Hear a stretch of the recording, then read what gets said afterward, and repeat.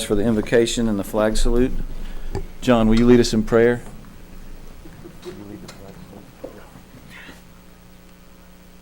Thank you, Heavenly Father. I just ask that you be with us tonight, Lord. Give us the guidance and the wisdom as we move to further and better your kingdom, Lord. In your name we pray. Attention, salute, flag. Pledge allegiance to the flag of the United States of America and to the republic for which it stands, one nation, under God, indivisible, with liberty and justice for all.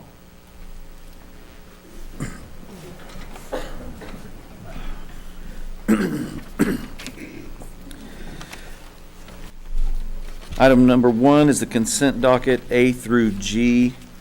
Do we have a motion?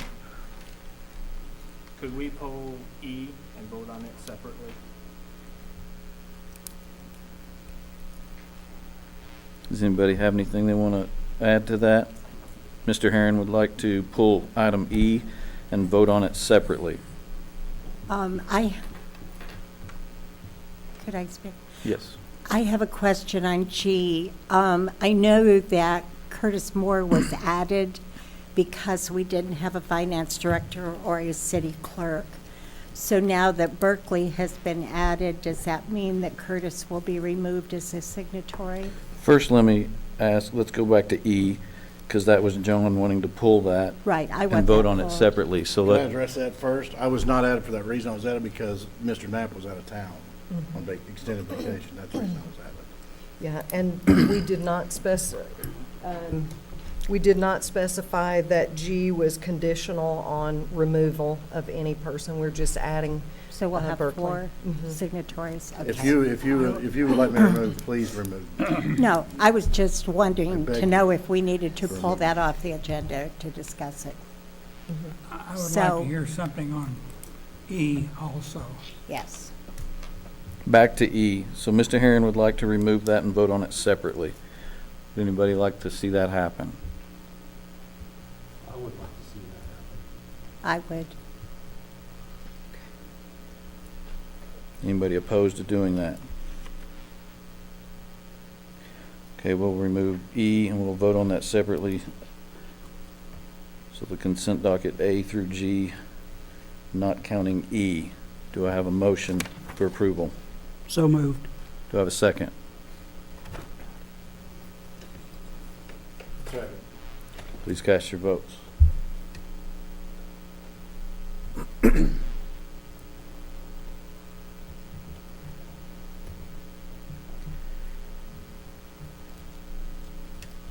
Now, item E. Does anybody have anything they want to discuss with this? I would like to ask some questions on that, particularly as pertaining to our regular budget. Will these items occur?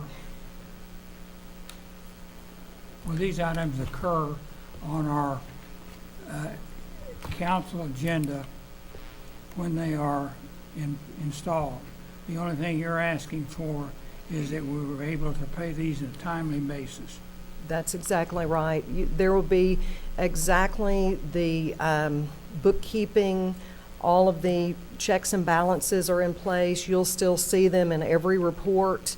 They will show up as paid with the agenda as it comes out, and then there will be the claims that you still have to approve.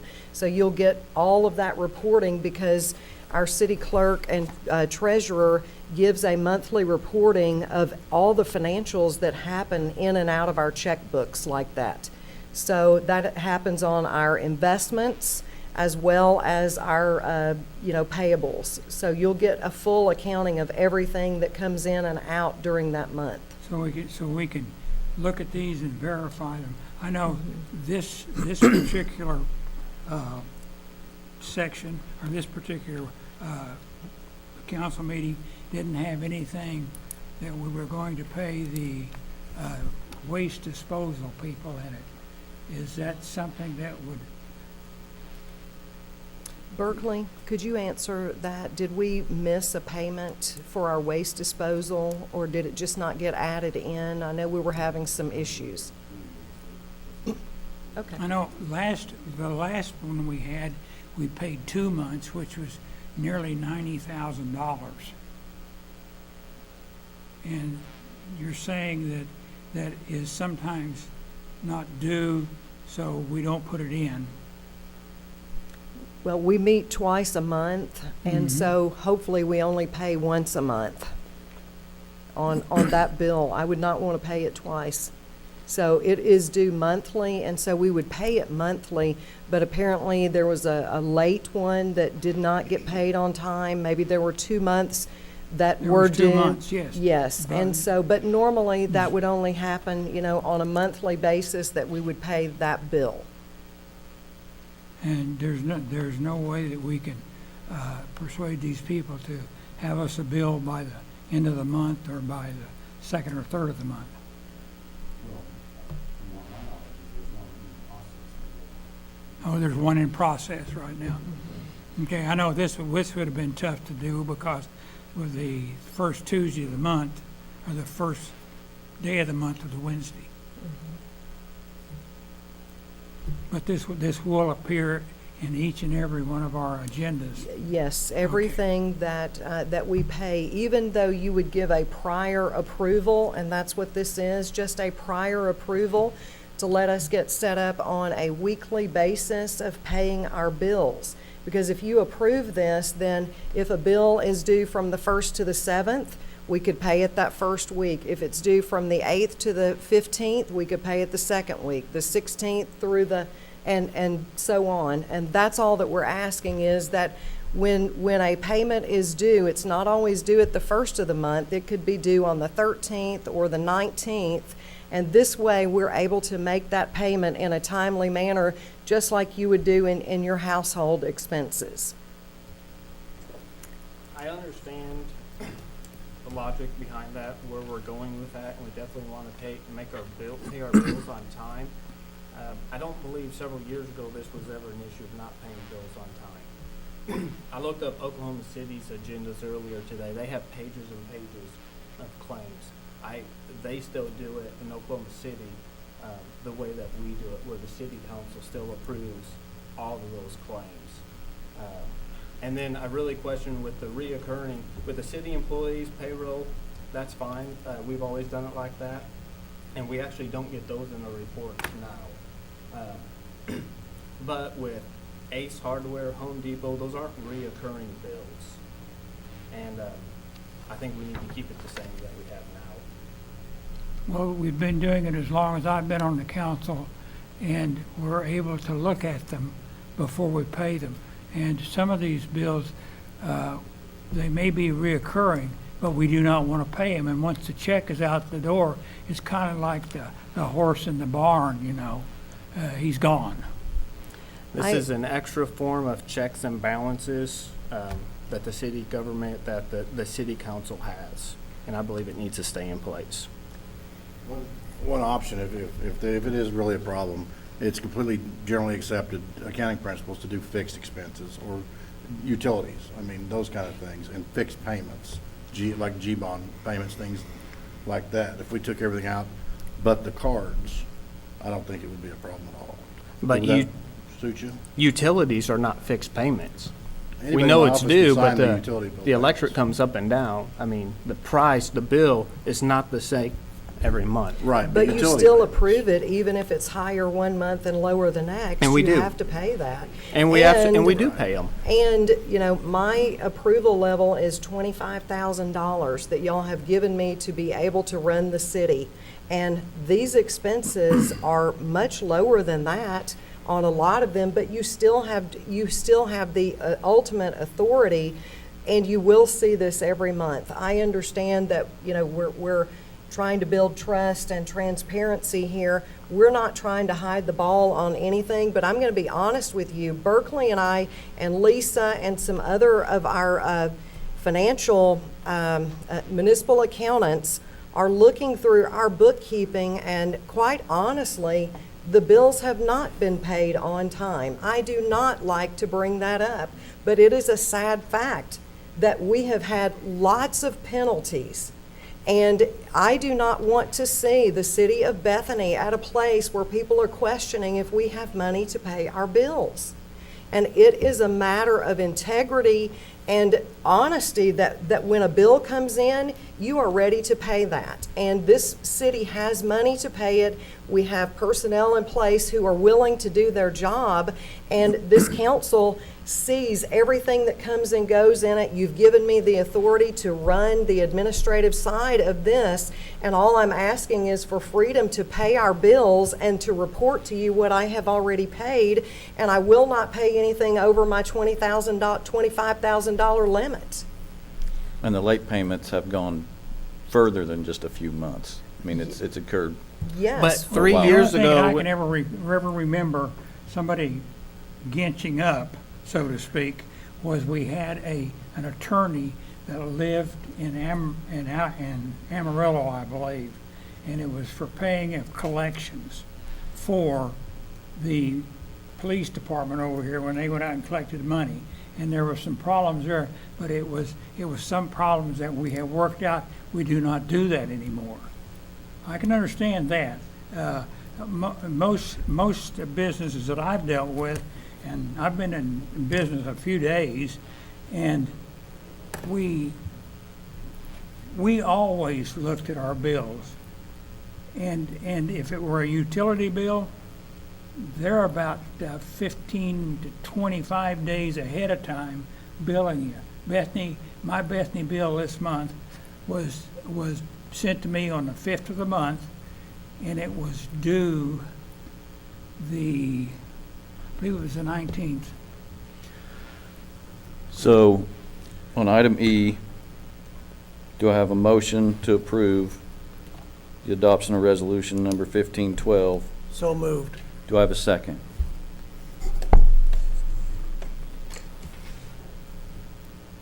Second. Please cast your votes.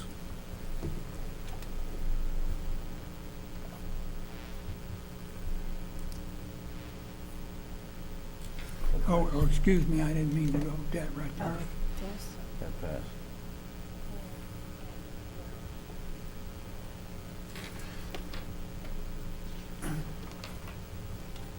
And just to be clear for the public and everybody else, we're still looking at every bill, period. I mean, there's not a bill that's gonna go hidden.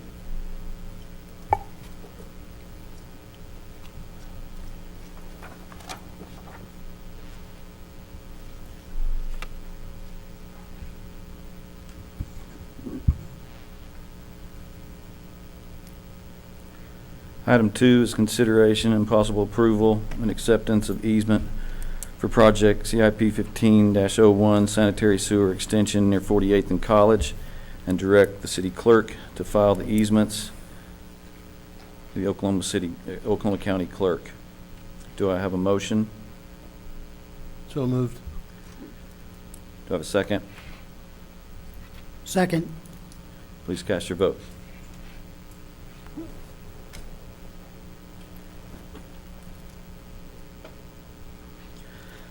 Item 3 is consideration and possible approval to authorize Smith Roberts Bolsweiler to proceed with tasks of the engineering services contract approved by council on February 2nd, 2016.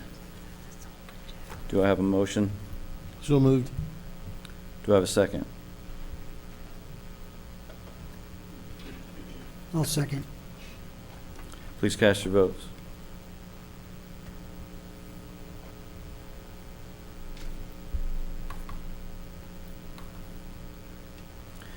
Item 4 is consideration and possible approval of the installation of a no left turn traffic control sign to prohibit left turns from the westbound lane of Northwest 42nd Street into the southbound lanes of Rockwell Avenue. Do I have a motion, or would somebody like to hear from Chief Cole? I'd make the motion. I'd like to hear from Chief Cole too, please.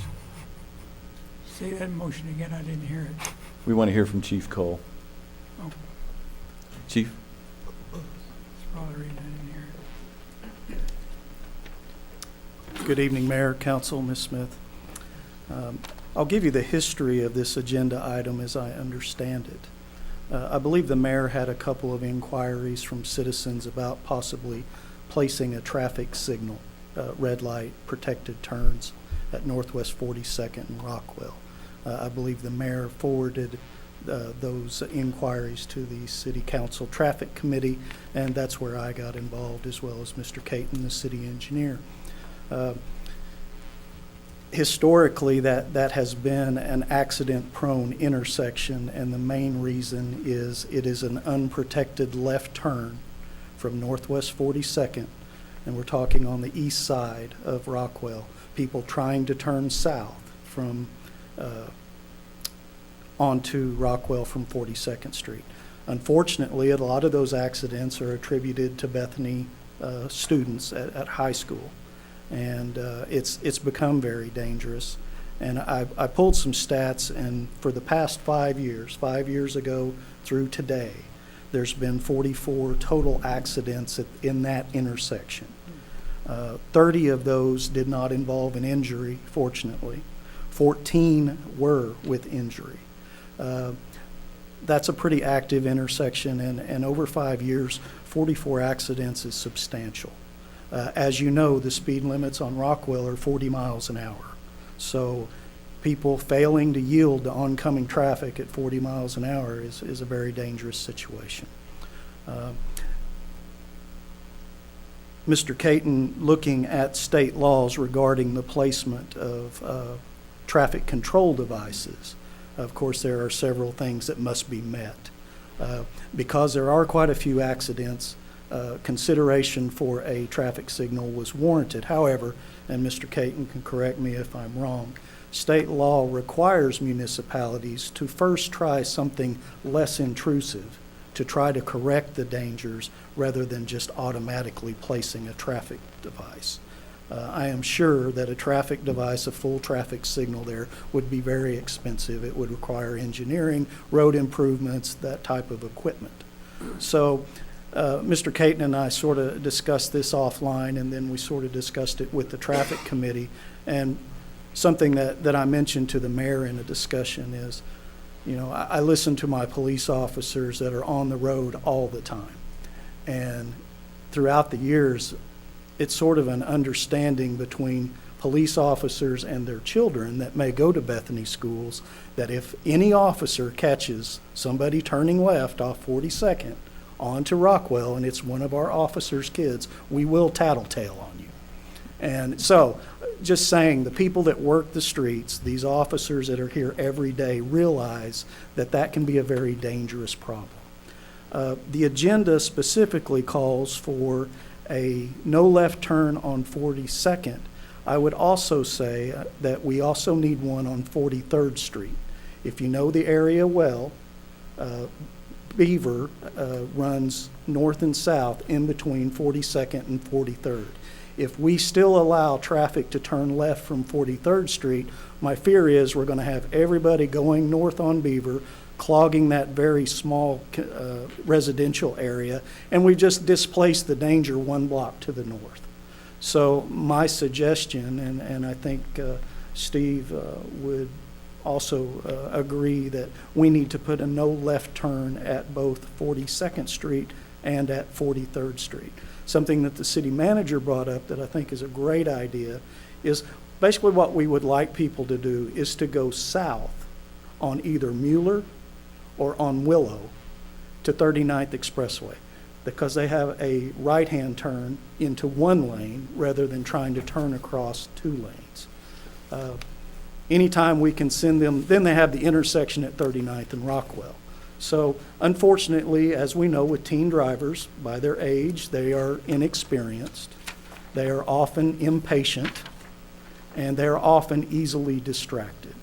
And I understand that, you know, adult drivers that are very experienced will be impacted by this, but I think it's really important to consider this. We had some discussions about the time of day. How long should we run this no turn? Should it be 24 hours? Should it be 7 days a week? So I pulled the times of the accidents. Remember, we had 44 accidents total. before I pulled the time statistics, I really thought that our biggest problem area would be from 2 o'clock in the afternoon till 4 o'clock in the evening when school let out. But in fact, that isn't the most dangerous time in that area. 21 of the accidents were between 7 in the morning and 2 in the afternoon. So, and a cluster of those were around the lunch period time. And you understand, if I remember back to my high school days, when you got to leave campus for lunch, you had to be back at a certain time. And once again, I think a time rush can contribute to some of this. 14 of the accidents were between 2 o'clock and 2 o'clock and 4 o'clock in the afternoon. That would be letting out of school. 10 of these accidents were later than 5 o'clock in the evening and most likely had no bearing on the school activities. So I think that we should try this in an effort to maybe impact this area short of installing a traffic light. If we can't make a sizable impact, we can always consider a traffic light. But most of the events were during school days. Only 6 of these events of the 44 were on a Saturday or a Sunday. So I'm not trying to shift all blame to the high school kids, but primarily that's the issue we're looking at. So I'll try to answer any questions that anyone would I have. have a question. Yes, ma'am. If I do, it's me, not a high school kid. Yes, ma'am. And so I really want to go south on Rockwell. Yes, ma'am. And normally I could go around the block, but there aren't good blocks there to go around. So can we put signage back where we would like them to turn south, Yes, the in city. addition to the Yes, no ma'am. left turn? The city manager was talking about installation of what she called a wayfinding sign and would suggest people, 39th Expressway this way, south to 39th Expressway. We're trying to funnel these inexperienced young drivers to right turns and also to intersections controlled by lights. To go south on Rockwell, turn here or It's on something? this map right here. Did Right. you get that? Yeah, the green line Right. there. Willow would be one of the streets they could go south to 39th Expressway as well as Mueller. Mr. Mayor, if I may. Yes. Thank you for being here, Chief Cole. Thank you for the statistics. So the major thoroughfare from, let's say, Mueller would be 45th and 46th Street if we put no left turns on 42nd and 43rd. Yes. And are those adequate avenues of transportation in order to direct the traffic if you would like to take that route? It would be much safer than trying to turn south at 42nd. And it's safer because the sight lines, if you're making a turn south, would allow you to completely see the intersection at North Rockwell and 39th. Is that right? Yes, and that the 45 to 4600 block is not as congested as 39th to 42nd. If you travel north on Rockwell, you'll often find we have a line of traffic wanting to turn left into OnQ. And we don't have those type of businesses in the 45 and 4600 block that cause that type of congestion. So ideally, we'd have a control device at every intersection. We understand that that is not possible. But it's much safer in the 45, 4600 block to turn south than it is in the 42, 4300 block. You investigate accidents all the time as a part of your experience. It's all about reaction time, isn't it? It is, and left turns are the highest probability of creating an accident. Left turns. So by having these no-turn lanes, we allow for a different route and promote a longer amount of reaction time, which Right. would be safer and cut down on the likelihood of an accident. Is that fair? I agree. Thank you, Chief. Thank you. Mayor, Yes. I believe it's 44th or 45th, the next street to the north, actually has a very large tree right at Rockwell, which actually makes it very difficult for anybody to turn left. I don't know if anybody's ever gone through that The intersection. 45th?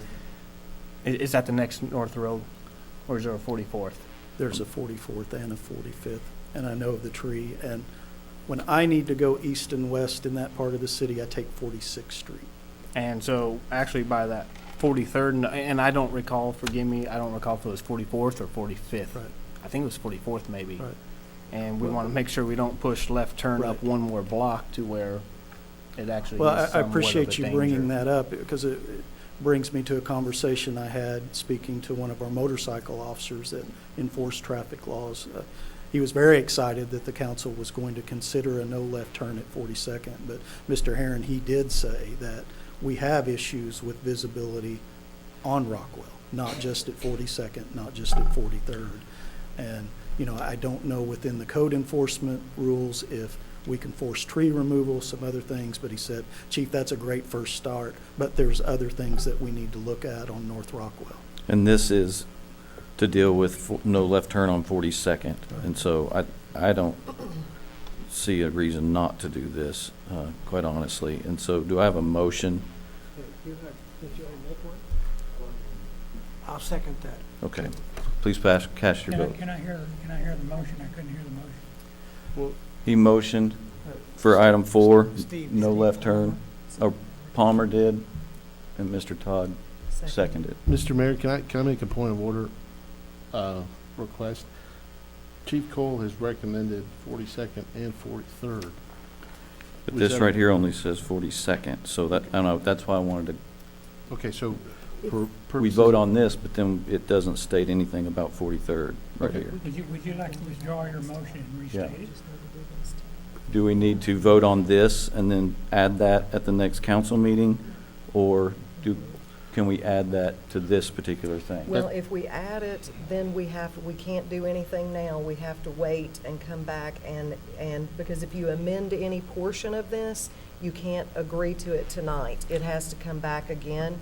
So my recommendation is approve this as is, and at the next council meeting, we'll bring the next area up that we're talking about. Because school is very close to starting, Yeah. Well, so. and that's why I made the point of order, so thank you for the clarification.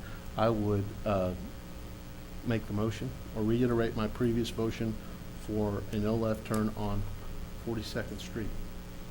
And I think, if I could, Mr. Mayor. Yes. I think that's a good idea, and see how it goes before we do 43rd If, anyways. if I could ask a question, I think that if we enact it immediately on 42nd, that's going to cause a lot of problems on 43rd Street. So even if it's approved tonight, maybe you should consider not putting up the signage until the companion motion comes at the next meeting. We might as well just table it then and put them both on the agenda. Well, typically, when you approve something, there's a 30-day waiting period anyway. So we can approve this tonight. We would have to wait 30 days. The next time that I come and we put this on for 43rd, we can do an emergency clause that allows us to do it immediately, and then we can bring the two together to coincide on the installation. And something I might add is, I'm going to contact the school immediately and give them a heads up that, you know, this is going to take effect, so they can start sending it in their mass emails, in their communication systems, and get a heads up to the folks. And not only that you can't turn left here, but here's what we're really trying to do. Will you please follow the wayfinding sign to Northwest 39th Expressway? But, and Mr., if I may, Mr. Mayor, I think that's true for anybody that lives in Ward 2. If the city staff could make it a point to publicize this change, that would be appropriate. We do intend to do that. We actually had a meeting this past week with the chief and lots of other staff where we discussed the traffic committee meeting. And at that point, we did determine that we needed to also have that no turn on 43rd as well. But instead of me just adding it to our agenda without any discussion, I wanted to be able to present it to you to have time to think about it. But the wayfinding signs and all of those things were discussed then, and also the notification of the schools. And this does have a time frame, does it? Doesn't it? My recommendation is from 7 in the morning till 5 in the evening, because we had so few accidents on Saturday and Sunday. I don't think it's, we can really justify running it on the weekend. And something I want the council to know, this kind of flying by the seat of our pants here. It's based on observation, based on statistics, but I'm not I'm not, I will be able to come back to you within a year with some new statistics. And if this hasn't worked, I'll admit, we went down the wrong road and we need to look somewhere else. But, with school starting, we have a real opportunity to impact the number of accidents in this area. And I think this will be successful. But if not, we'll come back and revisit it. And if I live on 43rd Street, I'm very thankful for this timing situation because we all suffered through a one-way street situation. And so I wouldn't like the idea if I lived right on the corner that I have to back out of my driveway, drive all the way down, get to third, but if I'm going to work, it's one time, I come back, I'm not having to mess with it for a while. So Would I you- kind of like the timing. Mr. Mayor, would you amend your motion to the chief's recommendation? I don't think we need to. Let's wait and do Fine. that on the second one, Yeah, I don't the think we next have to. time. That time. I have a motion, I have a second. Does anybody else have anything to say? Without the time. Right. If We're we not putting it up modify, yet. if we modify this, we can't approve it tonight. So the next council meeting, I we believe vote for I 43rd. heard that and we amend it. modified motions that were made, and those motions have been changed. You have to bring them back the following month for approval again with those, they're approved that night, but they have to come back the next month before the council. Because this one doesn't have an emergency clause, so we vote on this and approve this. We vote on next council meeting for 43rd with an emergency clause, they both go in at the same time. I agree with Mr. Shirey. We've modified motions a lot. What David Davis said. Mr. Mayor, may I make a comment? We're going to have a traffic committee meeting coming up, the next Tuesday? And that's a public, open meeting. And if there are any issues that anybody has related to the timing, 42nd or 43rd, you are more than welcome to attend, and we'll be happy to allow you an opportunity to make the record regarding any concerns that you would have. And the timing of that allows not only notification and an opportunity to discuss, but then we can make a recommendation with Chief Cole at the time of the city council meeting. So I think we need to consider that, and that's available. So I have a motion, do I have a second? Second. You did? Please cast your votes.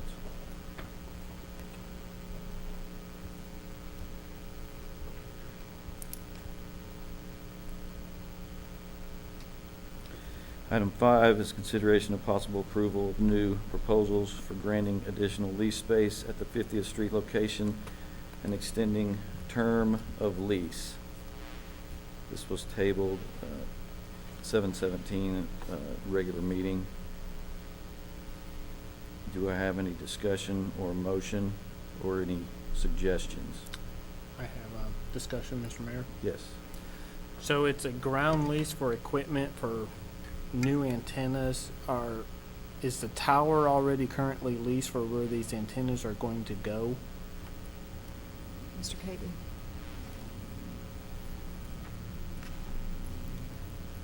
Yes, Mr. Herron, this is an existing tower. It's a privately owned tower that's located on city property.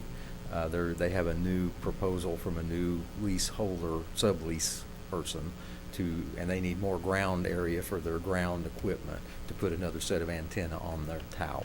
And since it's city property, you need to have a new lease. They wanted to put it west of there, but it was conflicted with some of our things. That's why the Public Works people have finally cleared this amended location. So technically, there's no problem. It's all a matter of finance and legal now. Very good, thank you. The only thing that I heard in this was the 50th Street location. Does that mean at the park, McFarland Park, is that what we're talking about? It's, I believe your packet had a little map in it that kind of shows where it is. It's just straight south of the control room at the water plant.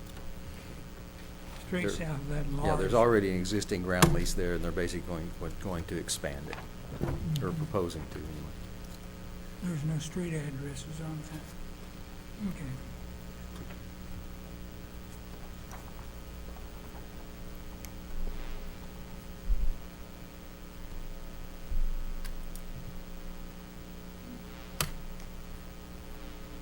And this new lease is for what's the amount, the length of time? 20 or 25? I think it was 2028. Just would like for us to discuss it and get back with you. I motion, go ahead. I'd like to make a motion, we table it until somebody wants to call us back. I'll second that. Please cast your votes.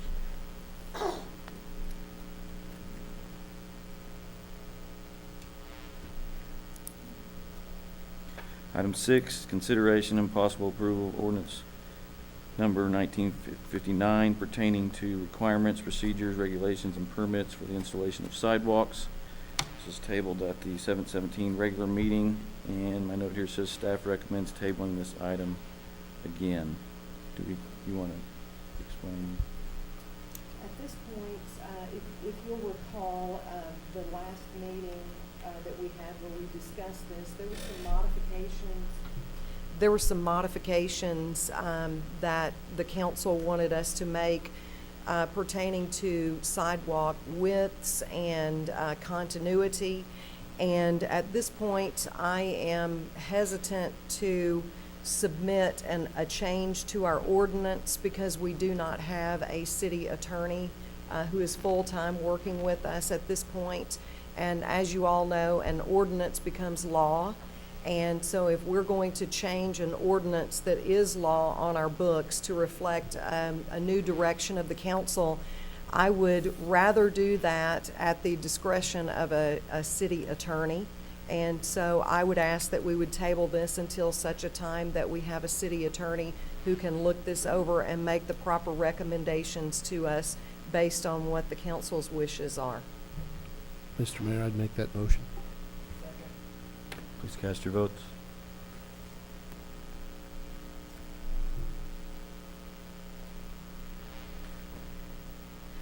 Item 7 is consideration and possible approval of items 1 and 2 with Shiloh Enterprises, Inc. as described below.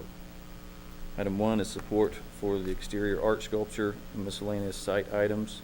This includes the concrete pad for the sculpture, moving several trees, art lighting, walking trail light changes, parking lot lighting changes at handicap parking spaces, brick warp of the steel column at the entry, installation of additional parking benches, and associated sidewalk revisions. Item 2 is the spray foam installation in the exterior walls. Item number 1 has a total cost estimate at this point of $16,025.90 for the art sculpture. And this is already budgeted. This was a budgeted amount in there, so we're not making any type of an amendment to that.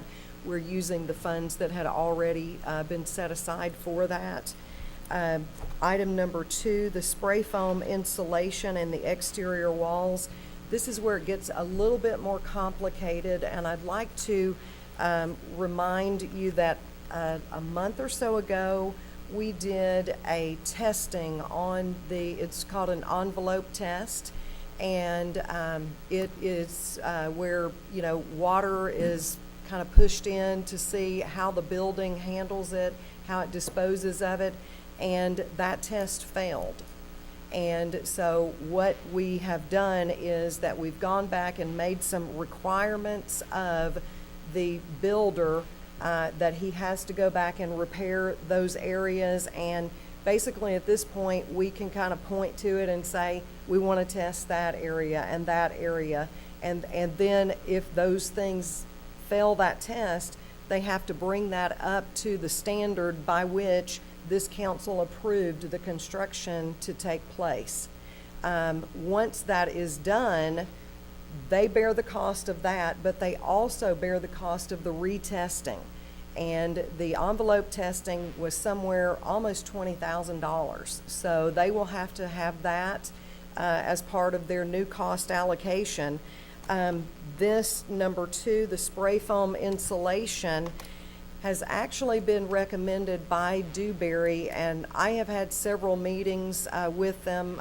Phil Stoll has, Todd Olberding also, and we have called in Shiloh, who is our general contractor, and we have let them know that they have to comply with the specified conditions, And that because they didn't and they failed in one way, we're not really that sure that this building is going to end up being as secure and as good as what we wanted it to be.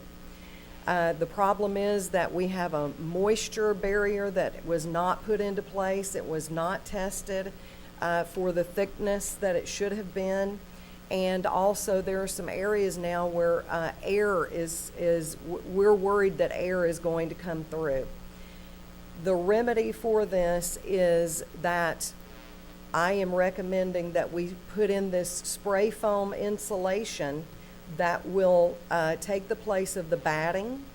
And there's a huge difference between batting insulation and the spray foam insulation. The spray foam insulation will never mold or mildew, anything like that. The batting will. We already know we've got issues, with the water and now with the air. And from what I understand from the architect on this, he says the air can cause just as many problems as the water can. And in a library, we do not need to have issues with water. We have so many books that are going to be in there. This is, the recommendation here is from Dewberry. I agree with them on this, and let's see what the cost is. I had them deduct the batting from it. It's almost a $70,000 cost here. I've had them reduce the cost for the batting, which we will not be putting there. I feel that we will have a building that we're not going to have to repair in the future if we will do this now. Well, Dewberry would not be guaranteeing it. It would actually be the company that is spraying it. This is Thermax. This is a recommendation that they have made because of the issues that we have. Now, this $69,000 cost, I am going to negotiate with Shiloh that they come and help us with some of this. At this point, I don't know how much that will be. We've not gone down the end of the road yet. We're 50% into this. And there are significant issues now with this that in a meeting this past week, they did recommend that if we do this, Dewberry feels like we will be further down the road to having the building that we want. Mr. Mayor? Yeah. Can we use the funds from the bond for the library for this? Yes, So yes. it won't come out of city funds? It will not. We have set aside funds. You have the budget. Let's see, you've got the budget here. I would like to point out, if you go down to almost the bottom, it says project contingencies. You'll see under Bethany, it has $625,243. That is still money that we've not touched. That is available, but if you go up, we have about $384,494 in the construction contingency balance. So we're still well within our budget. We have not had any cost overruns or anything of that nature. We've really made sure that we're in those guidelines of the spending that council approved. And really, this is just protecting our investment that we have made to this point by hopefully mitigating some of the things that we know could happen with water and air issues. Mr. Mayor? Yes. So, just for my benefit,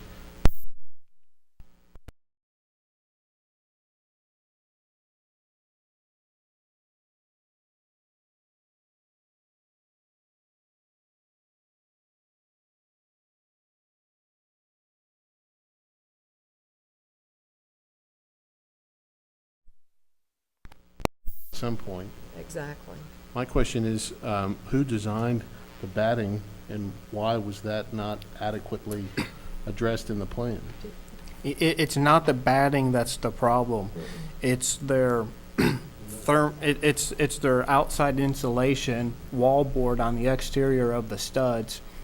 And then they use this liquid armor by Dow to fill up all the air gaps to make it watertight air gap. They failed to apply the liquid armor properly. They didn't check thickness of it, and it wasn't sealed in apparently multiple locations. So who is the contractor responsible for? Shiloh is, which So- baffles me why we are expected to pay for spray foam to correct something that was never done correctly.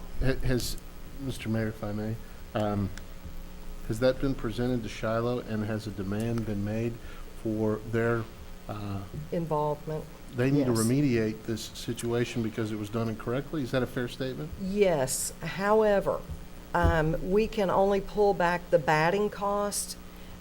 They have not installed that. Yes, it is an issue that they have created, but we are asking them to install a far superior product to that batting. That's why you see such a huge difference in between that.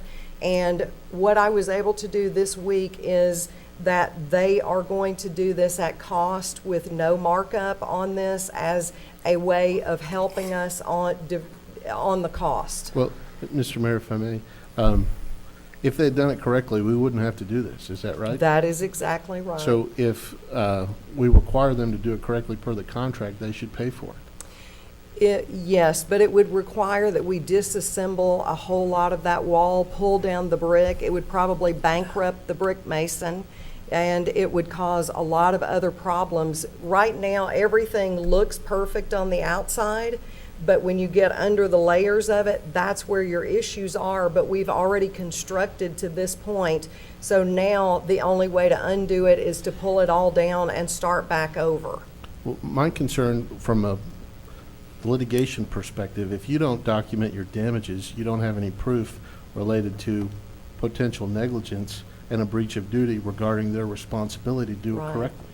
So You- if we don't document that, then we don't have a claim at some point to recoup our costs because we had to remediate the problem that they created. Right, and we have noted everything. As a matter of fact, Dewberry submitted a report to me that there were over 65 variances in the entire project up until this point that they have noted with Shiloh. There are substantial issues with the contractor that was chosen. And I had a meeting with them this week and said, we cannot continue this, and you will have to know that you're not going to get 100% of what we promised you in the beginning because you have fallen short of what your duty was to provide us a good building. And so they are well aware that the city is very unhappy with this, and there will be some deductions from the amount that they receive at the end. I also informed them that I will be contacting the bonding company and letting them know that there is a potential that we could call them and say, we're unhappy with this and there is a claim here. So I have strenuously advised them of our displeasure and that we cannot continue this moving forward. But as I said, the only way for us to change anything at this point is to pull all of that down and to redo it. The way that we can stop that cost, which would be hundreds of thousands of dollars, is to spray this spray foam and put it in there where the batting was supposed to be. It enlarges, it pushes out the air, it pushes out the water, and we think this will solve our problem. But there will be more cost to us because it is an improvement to the original plan for the batting. Well, and just so that I'm clear, Dewberry, in essence, is our expert who has prepared and documented the extent of what Shiloh did incorrectly, is that right? Yes. And we can rely on that if we need to, and all we're doing is mitigating our damages, and we can make a claim against them for that amount at some point in time. I believe that is correct. The only thing that would potentially limit our claim ability is that there was not a part put in the original contract that called for damages. I have a question, just, and a clarification, if I could. So we're asking them, they made a mistake, first of all, to put put that mistake in order and get us to where we originally asked them to be would cause the library to be delayed significantly and a lot of work. What we're asking them to do in lieu of that is, and to stay on a decent timeline, is to go above and beyond what we originally asked. Is that accurate? Yes, it is. Okay. And originally, what we will bear the cost of this right now, but I will negotiate that to the best of my ability down. They will have to carry some of this cost because they are the ones that caused this problem. Mr. Mayor, my concern is that in the course of negotiations, you definitely don't want to eliminate the right or possibility to bring an action at some point in time. That would be my only concern, but it sounds like we have a duty to mitigate. They made the mistake, and we can make a claim against them for that amount at some point. I believe Mr. Smith said that it was going to be an astronomical cost to, what you're going to have to do is take the brick off the building. Is this correct? Yes, And- and and some other things too. Some other It would- things too, which is going to be more than the $70,000. Yes. So if I were a contractor, I believe I would take the $70,000 hickey right now and go on about my rat killing. Mr. Mayor, I move we approve this expenditure to add the foam insulation. Please cast your vote.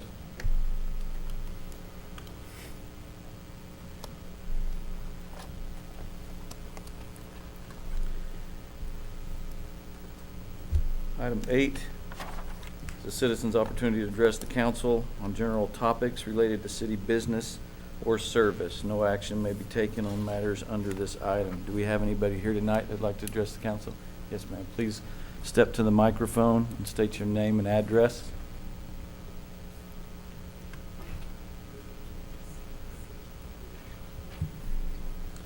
And you have to address the council as a whole, please. Thank you. Good evening, Mayor, Council, Ms. Smith. I'm actually Megan Newman. My address is 4101 Northwest Expressway, Oklahoma City. Mike, get your mic down where we can hear. Pull your mic down where we can Oh, hear. I'm sorry. Is that better? That's better. Okay, I'm sorry. I'll start again. My name is Megan Newman, resident at 4101 Northwest Expressway, Oklahoma City. I am actually the Oklahoma State Director for American Atheists. I'm not a Bethany resident, but I am here to support Bethany residents and Bethany citizens in voicing their concerns about the options in the recent online public vote for the new City of Bethany logo, all of which include the motto, "In God We Trust." Some have voiced concerns on the city's Facebook page about this, and the matter was brought to my attention recently, so here I am. We understand that the phrase, "In God We Trust," is currently the United States official national motto. As many of you likely know, the phrase was initially printed on U.S. coins in 1864 due to an unprecedented religious fervor brought about by the Civil War and its horrors. The phrase was later added to the paper currency in 1957. Up until 1956, the de facto motto of the United States was "E pluribus unum," or "From many, one." It was developed by a committee consisting of founding fathers John Adams, Benjamin Franklin, and Thomas Jefferson in 1782. However, in 1956, Congress voted to make "In God We Trust" the official national motto. The sponsor of the resolution, Representative Charles Bennett of Florida, stated that the bill was a direct response to the Cold War and the looming threat of communism, which was considered materialistic and godless. Instead of looking to embody the true nature of the United States in its motto, this Congress let this motto be determined by a fearful reaction to a foreign power. American Atheists is an organization that works to ensure individual religious freedom for all citizens, whether non-religious, Christian, Jewish, Hindu, or any other belief system.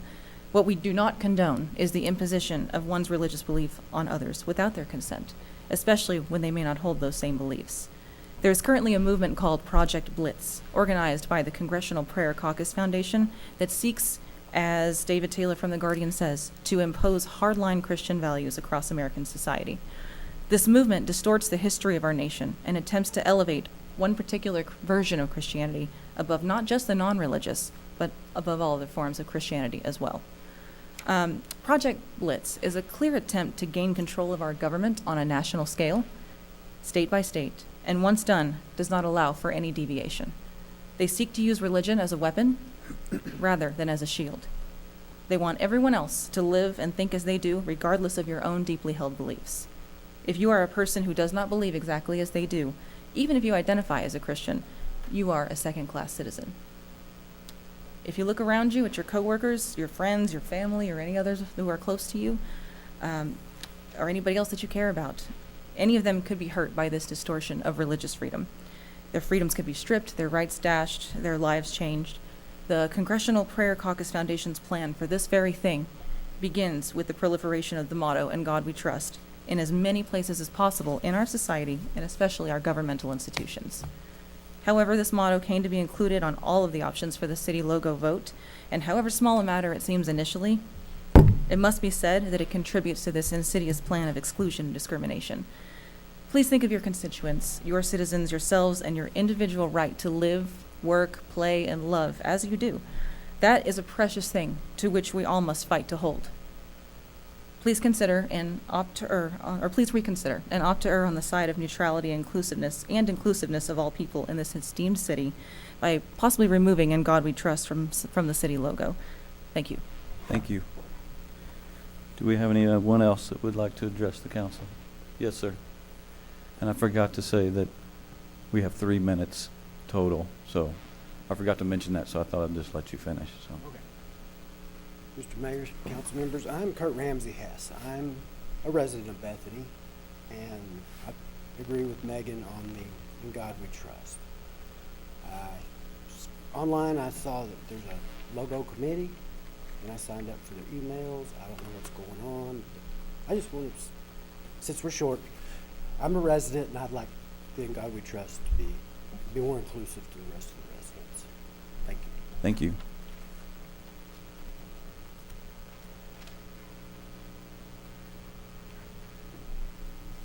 My name is Crystal Davis. I live at 7720 Northwest 20th in Ward 4. I have lived there since 2009. And I'll be honest, when I moved to Bethany in my 20s, it was not my first choice, but it has since become the only place I want to live. I could have moved to an up-and-coming neighborhood in the city and surround myself with other like-minded millennials, but I saw something special in Bethany. I was looking for a community, and Bethany offered me a small town home with the convenience of the city on our doorstep. I wanted to find a community as great. I wouldn't find a community as great as Bethany anywhere else in the metro. My neighbors have helped me to become the person I am today. On my street, I have neighbors from different cultures and backgrounds. I have neighbors with varying political beliefs and different sexual orientations. Some speak different languages as their first language. Others were born and raised in Bethany. Most importantly, my neighbors believe in many different faiths, and some are non-religious altogether. I have neighbors who are atheist, agnostic, Buddhist, Muslim, Jewish, and Christians. All of my neighbors are welcoming to others, regardless of how they believe. When a neighbor needs a hand, we are there to help them out because we are a community. This is not exclusive to just my street. This is the spirit of Bethany. When I learned of our city council's decision to retain the phrase "In God We Trust" as what identifies Bethany, my heart was broken. This exclusive phrase that has been chosen to identify who our community is not a phrase that captures the spirit of who we are. We are a welcoming community to all, regardless of what they believe. I know Bethany was found as an enclave for the Nazarene faith. This is who we were many years ago. I believe there are ways we can recognize and honor the founding of this community without labeling our city as an exclusive community. In rebranding the city, we need to think about who we want to become. We need to find a way we can capture the spirit of Bethany, of this community. I am asking you, members of the City Council and Mayor Westmoreland, to re-examine the current town motto and the decision to use this phrase to brand our city. I am encouraging you to find a motto which will capture the true spirit of who Bethany is. Let the world know we are an inclusive community and that all are welcomed here. Thank you, Crystal. Is there anyone else?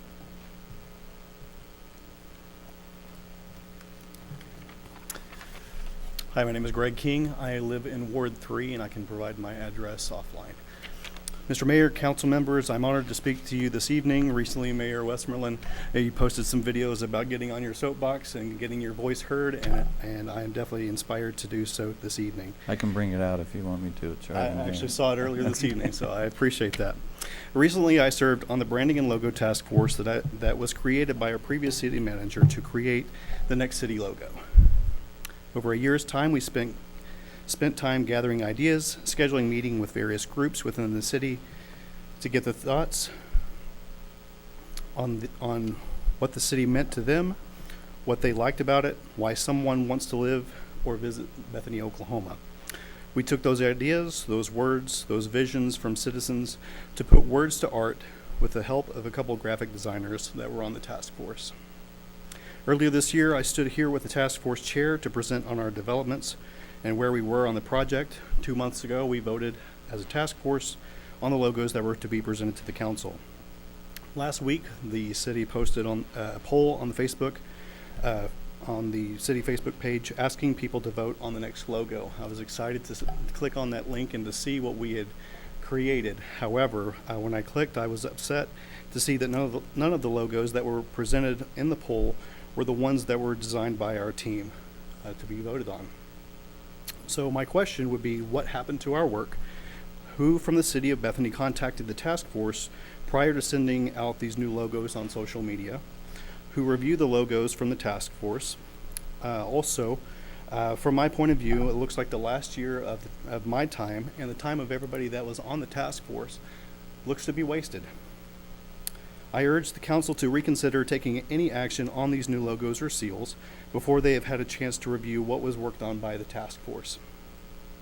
If the task force logos are not to be considered, then at the very least we should know why. On a different yet related topic, I'd like to discuss the purpose of a city logo or seal. It is the city's way of symbolizing who we, the citizens, belong to each other. We are a city of people brought together by where we live, where we work, and where we do life. That's the one thing that ties us all together. If we are going to be a city that is open for business, then let's be open to all business. If we're to welcome new families, then let's welcome all families. Belief in God should not be a prerequisite to be welcome in the city of Bethany.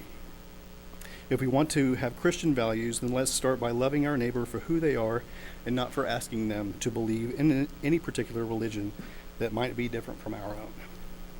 For these reasons, I believe we should remove "In God We Trust" from any logo or seal in the city. So if we were to take our soapboxes literally, I would ask this council to do these two things. First, if your citizens take the time to speak, you should listen. The citizens of Bethany were present in those meetings that we had held by the task force, where we heard their thoughts and we gathered the key words we heard that helped us build the logos we created.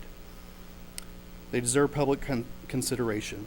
Second, be open to listening to voices that are saying something different than what you've heard before. Be open to hearing from the people that think and believe differently from you. The future of Bethany is in its citizens, all of them. Thank you very much. Thank you.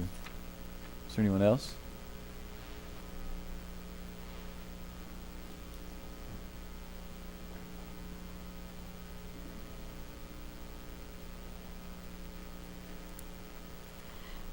My name is Beverly Morgan. I live at the corner of Donald and 42nd, 4218 North Donald.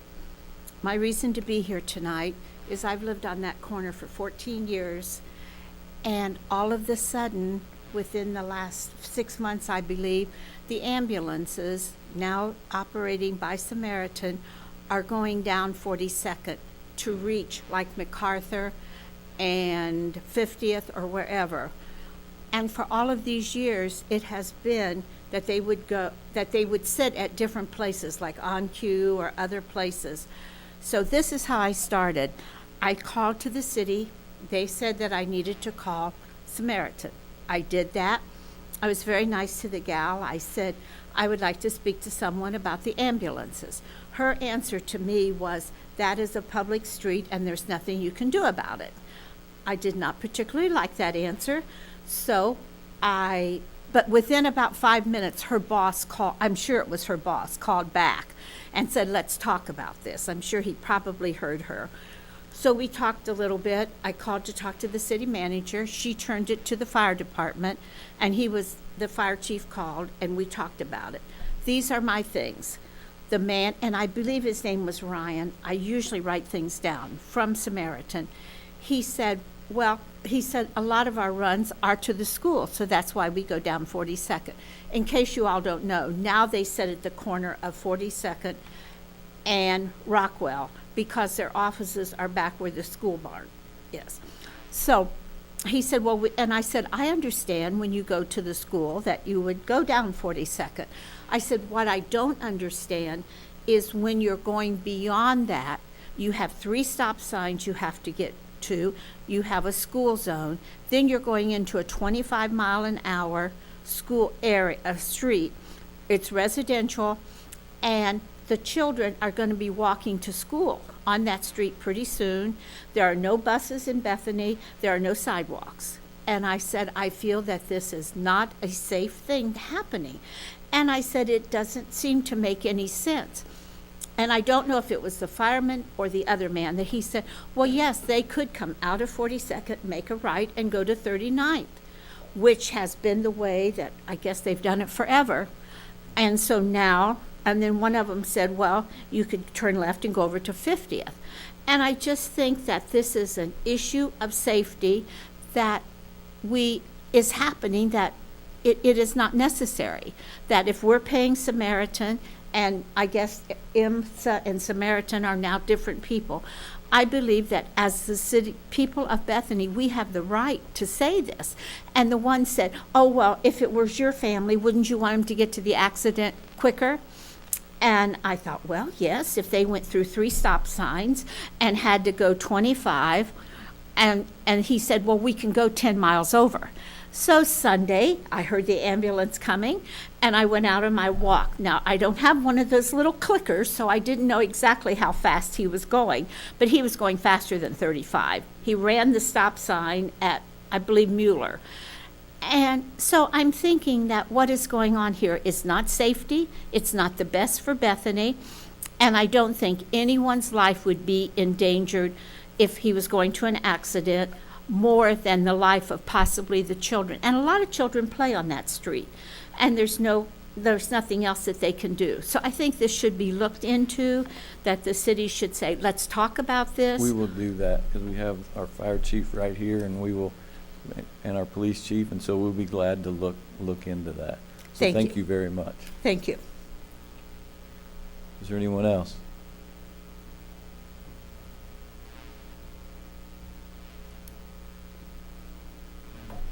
Hello, I'm Robert Helton at 728 Northwest 17th Street. I asked last week why the Parks Board hasn't been able to get new members and why our time has been cut in half. We can only meet once a month now instead of 2 times a month. And it seems that we're just sort of being phased out at this point, and I was wondering why. We can't answer any questions during this. We just want to hear from the citizens, but we can't take any action, so thank you. Is there anyone else?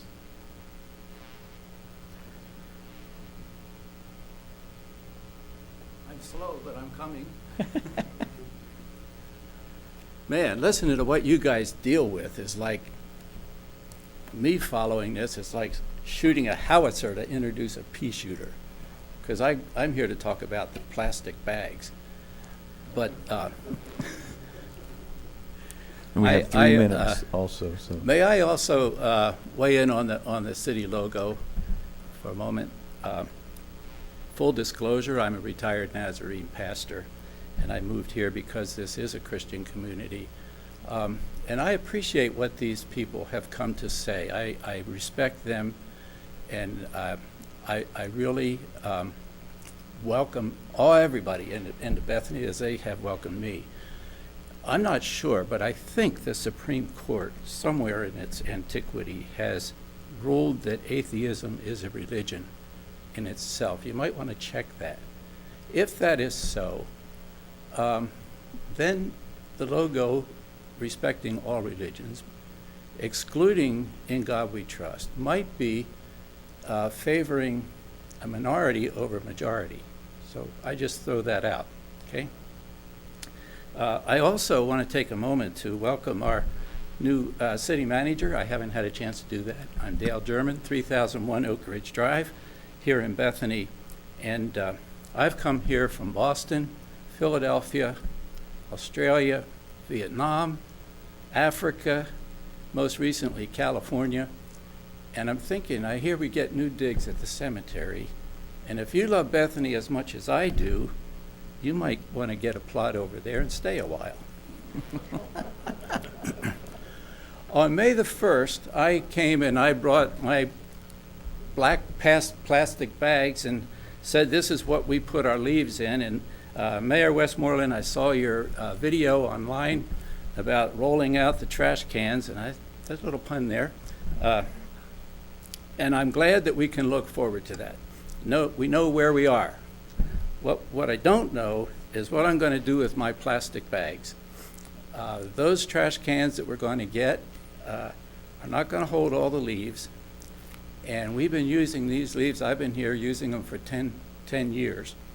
And if there's a problem with these leaves, I'd like to know, because this is all I have left. And over at Sam's Club, it costs about $25 to buy more. And that would buy 5 pancake dinners over here at McDonald's. And I'd rather buy the pancake dinners and spend my money in Bethany than over at Sam's Club in Oklahoma City. So I know you can't answer me, but somehow if we could know what we're going to do with all of these leaves, it would really help us feel good about the fall coming. October, November, December, and then sometime in the spring when we start cleaning up all of the mulch that we put in our flower beds, we're going to have more dead leaves to clean up. Food for thought. Thank you. Thank you. Is there anyone else? With no one else, takes us to item 9, which we will scratch because as a city attorney's report, we will be getting a city attorney. Item 10 is the city manager's report. I'd just like to thank all of you for being here tonight and for being involved in our meeting. As you can hear, we have so many issues that we wrestle with all week long. You've heard just a smattering of those tonight. I will address the fact that the logo development that we have had, we've not decided on anything. We have not replaced anything. We are still, and honestly, we're enjoying hearing all of you and your responses. It helps us to know who is living here with us. We get to know each other better when we share our thoughts with each other, and I certainly do appreciate the very respectful way that everyone has shared tonight. And, we'll continue down that road, and I would also like to address the park. That we are, there were quite a few committees that were formed that were meeting twice a month. And I just have to say that we have a phenomenal staff here at the City of Bethany. They put in a tremendous amount of hard work and thought and effort and planning into things that hopefully you'll never even think about. One of the funny mottos that city managers have is we solve problems you don't even know you have. And we do that a lot throughout city government. That's just what we do. And so with all of the load that is on us with the day-to-day, first of all, we moved some things from twice a month to once a month because we have to have time to actually study issues where that we're not feeling like we're always reacting. We have to have some time to process and think and become proactive and actually have time to assess situations and then make recommendations. And if we're constantly meeting, we don't have time to analyze, to get with other communities and to do things that are important for helping us make those decisions. We certainly appreciate the Parks Committee. They have a vital role to play. There is a presentation that we've planned for them in September for Garrison Park. And as you all know, we have 13 to 15 parks around our city, and we would really like the opportunity to focus on each one. These committees were formed to be ad hoc committees, which means that they're formed as they're needed and then they are let go. And at this point, I have determined, because of the load that our community development staff have for not only Garrison Park, but for many, many others, that we need some time to analyze what we have going on inside the city organization. As many of you know, I've only been here 2 months, and it's my time to look at our organization and look within and change things so that we are efficient, that we're productive, that we're positive, and that we are reflective of what the community is. That doesn't mean that we don't want your involvement, but sometimes you just have to settle things down. And that's honestly where I am right now, is in looking at my staff. Many of them work over 40 hours a week, and they're only paid to work 40 hours a week until they go overtime. So I'm looking at bottom line cost as well. Every meeting that we have that's outside of the 40 hours, I have to look at our budget and I have to decide, do we have the money to continue that way that we're going right now, and can I continue that 75 times out of my 140 or 143 employees? Because many of them are salaried, but more of them are hourly. And so that is the cost analysis that I have to do every day. So I would just ask you to give me a little bit of grace as I analyze our city and find out what we really need to have. And as we make those determinations, I will get things back into place. And we certainly don't want to inhibit your activity and your involvement with the city. We want to promote that, and you will see lots of things that are in the plans, in the planning stage, and about to be implemented that you can be involved in. And I would really appreciate your involvement in all of those things. Thank you, council. Thank you. Item 11 is council members' announcements, comments, and proposals. Tonight, let's start down at Mr. Palmer. Thank you, Mr. Mayor. Mrs. Morgan, we will address that issue at the Traffic Committee. And duly noted, thank you for being here. And I think we have a 5K run that's coming up in October, is that right? Is that what we're doing? Well, I would throw the gauntlet down and tell all council members and city staff to participate. And, you know, I'm not exactly the politest individual in the room, so I'm going to make a commitment to start showing up at the Y to participate, and I would challenge everybody to be there. And if possible, maybe we could have T-shirts made up or something to that effect. I think it's a great event. There's also the Swazi Run that's coming up in September, which is a great benefit. So there are two activities that you can do. We can all do it together to promote the community, and in the meantime, try to lose some weight. I promoted the defibrillator as well, right? Well, I think we're going to take all safety measures that would apply. So with that, Mr. Mayor, that's all I have for tonight. And I refuse to follow up on that one and pick up your gauntlet. I do appreciate the people that spoke tonight, and I know that's taking of your time, and it's good to hear from our community.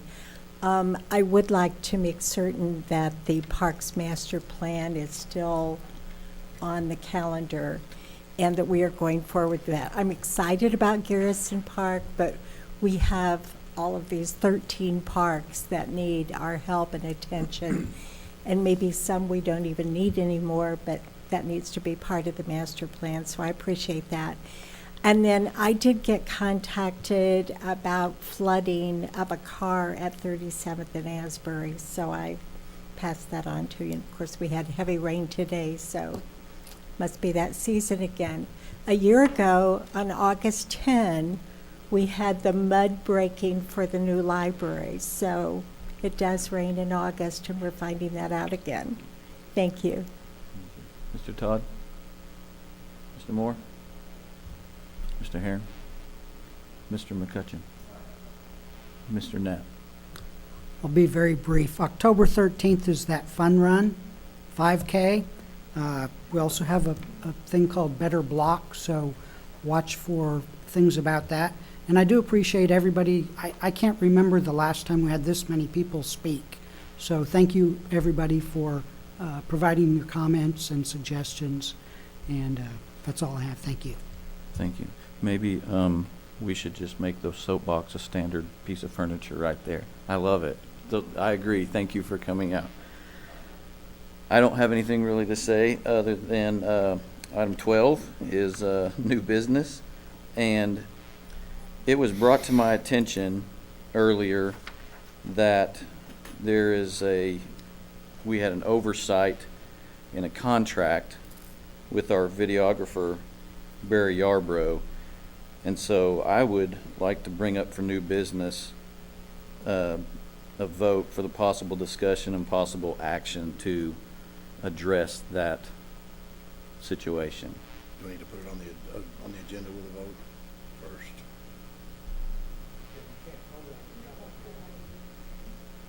We can bring it up we vote on it to bring up for discussion, do we not? Yes. I would second that motion to bring it up for discussion and see if we can act on it. Absolutely. Do you want to? Give us a Can we lowdown, ask lawyer. the city attorney? We'll just talk the next best thing. Steve Palmer. You can bring up new business. According to Title III, Section 30.23, that's a viable option, in my humble opinion. So I motion to bring that up, and I have a second. Please cast your votes. For the record, Shirey is not here. I'll change his.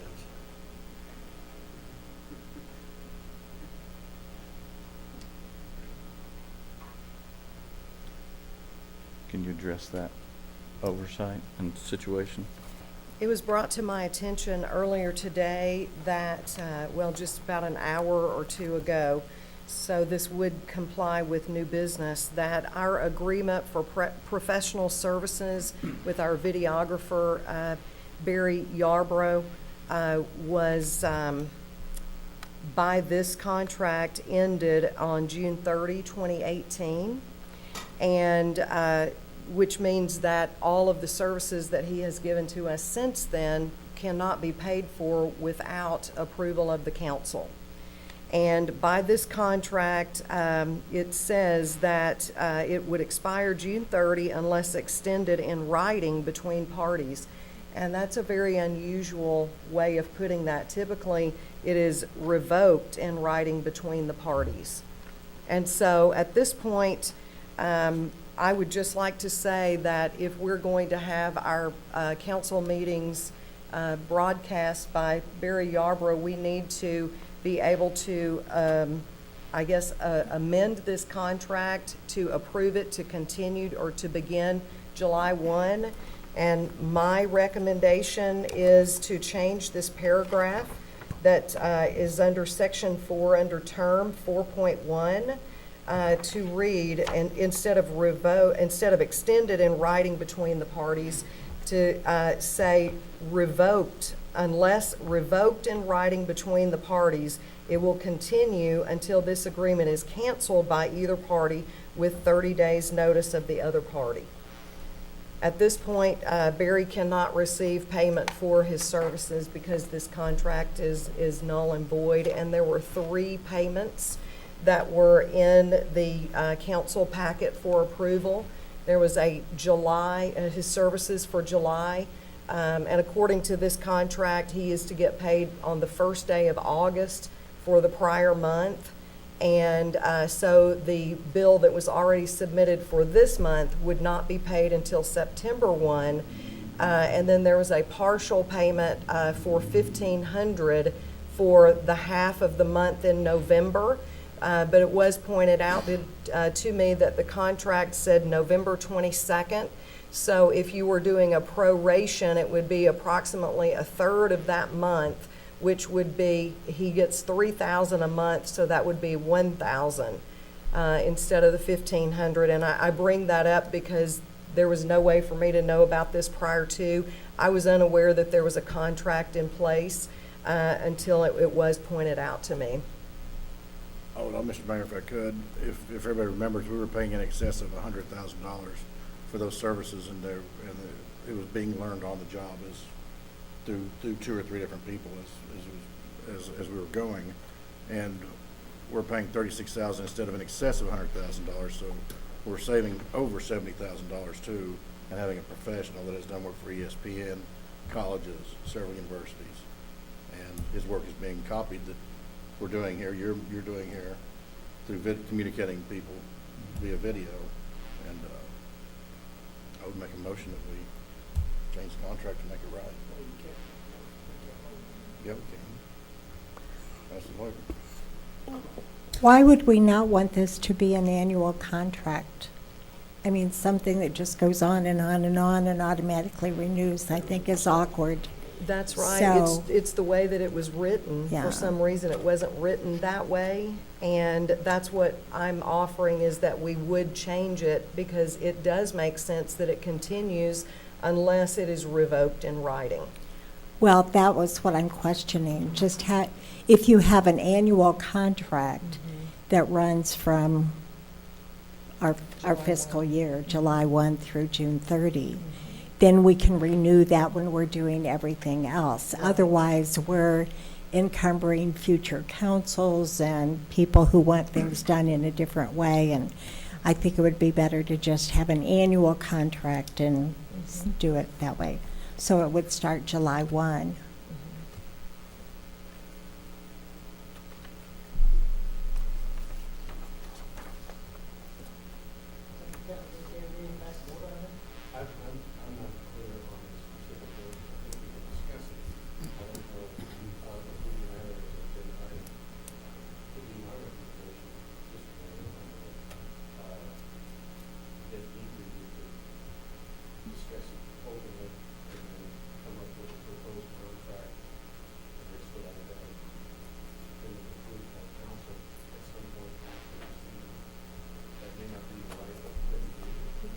Couldn't you, as a city manager, make payment, authorized payment anyway, without a contract? I mean, it's under your spending limits within the budget. It is, however, because this contract is now null and void, for me to do that, I really would need you to tell me it's okay. I was just gonna say, it is under my limit. I can approve the $3,000 in arrears, and then whatever amount you decide for November. And that's within my ability to do. Mr. Mayor, if I may, on the consent docket, there was an itemized provision for $3,000 and then $4,500. Is that included in the amount at issue, or is that separate? That you did approve that amount. However, for all transparency, this was brought to my attention that this contract had expired after those were put in, and you did approve them. So I think we've already approved the consent docket, which would allow you to make that payment within your $25,000. Yes. And in the meantime, we can renegotiate the contract and then submit that to the council as a whole. Would that be a viable option? Yes. And I think that contract will probably be updated because services have changed somewhat. Mr. Mayor, I believe that I looked at the Laserfish of these bills, and one of the $3,000 bills was for July, which is beyond the contract, and $1,500 was for last November, and then $3,000 was for this August. So, and it was dated July 24. I don't think we pay in advance for work done. So if that, and this is one of the reasons I think we want to see the bills, because here's one that we were paying in advance, and that shouldn't be. So, No. Well, that's how the and money again, was. looking at the contract, I did not know that there was a contract associated with those payments. But I don't think that he was ever paid in advance. Actually, that became part of the problem, which is why he's had in there the 45, and I guess part of it was for November because he hadn't been paid, and then the powers that be were slow to get him paid, and so they worked hard to try to figure out where did he not get paid in the past, so. Yeah, 18-3432 was dated July 24 for August 2018. Right. And that's one that shouldn't have been paid. But the bottom line is, going a couple months without getting paid, he's got a family to feed. I mean, we need to get him paid what we owe him. I think we've done that already. We just need to get a new contract in place by the next city council meeting. So is it fair to say that this has been taken care of and we will have a new contract to approve at the next city council meeting? In all transparency? I believe you're right.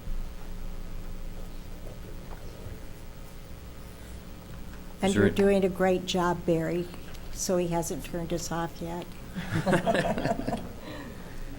Is there any more new business? With no more new business, I declare us adjourned until August 21st, 2018. I call to order the Bethany Public Works Authority. Item 1 is a consent docket A and B. Do I have a motion? So moved. Do I have a second? Please cast your votes. Item 2 is consideration and possible approval and acceptance of easement for project CIP 15-01 sanitary sewer extension near 48th and College. And direct the city clerk to file the easement. Do I have a motion? So moved. Please cast your votes. Item 3 is consideration and possible approval to authorize Smith Roberts Bolshoi to proceed with the task of engineering services contract approved by council on February 2nd. Do I have a motion? So moved. Do I have a second? Second. Please cast your votes. Item 4 is new business. Do we have any new business? With no new business, I declare us adjourned until August 21st, 2018. I call to order the Bethany Hospital Trust. Item 1 is consent docket A and B. Do I have a motion? So moved. Do I have a second? Please cast your votes. Item 2 is new business. Do we have any new business? With no new business, I declare us adjourned until August 21st, 2018. I call to order the Bethany Development Authority. Item 1 is consent docket A and B. Do I have a motion? So moved. Do we have a second? Second. Please cast your votes.